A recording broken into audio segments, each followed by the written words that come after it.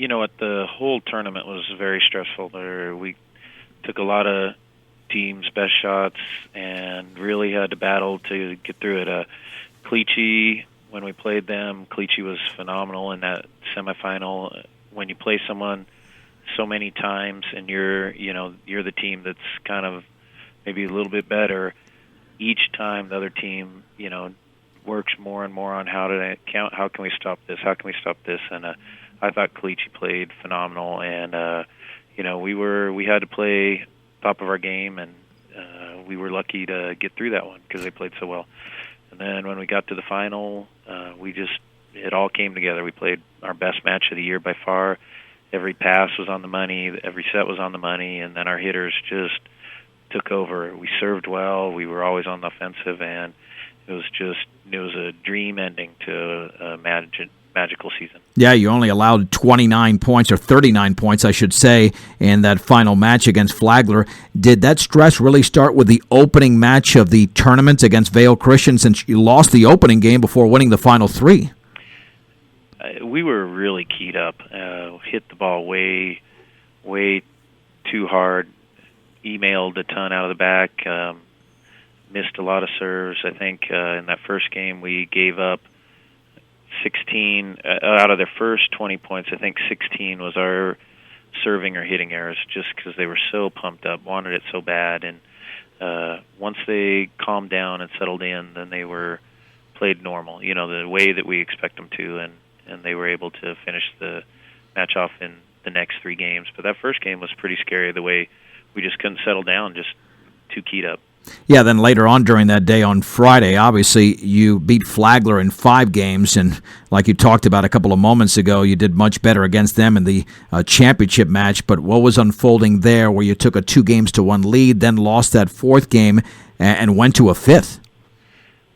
Flagler's very well coached, and actually it worked out in our advantage to play them in that pool.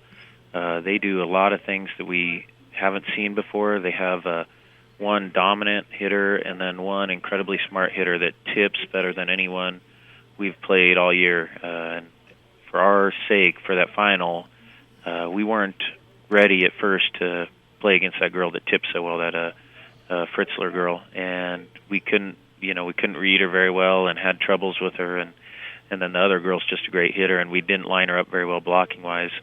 And they caused us a lot of troubles, and we kind of started to get better, started to get the hang of it.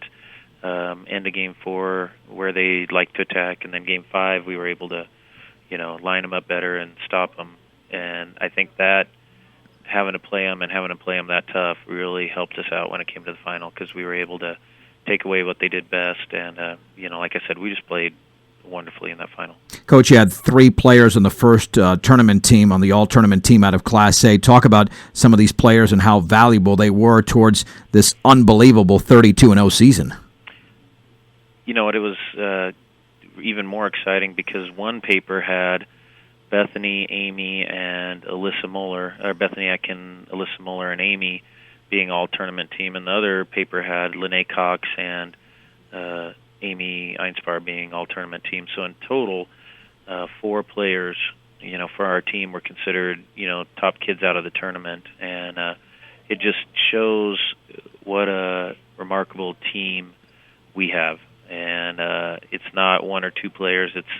It's a whole package put together, and I'm sure we couldn't put all 7, all 8 people that got on the floor and our bench on there on that all-tournament team. But to have 4, we were the only ones that had like 4 different kids get it. So, other people watching knew it was, this kid would step up here, this kid would step up here, and they all just stepped up and all did it. It's kind of neat how it was so spread out like that.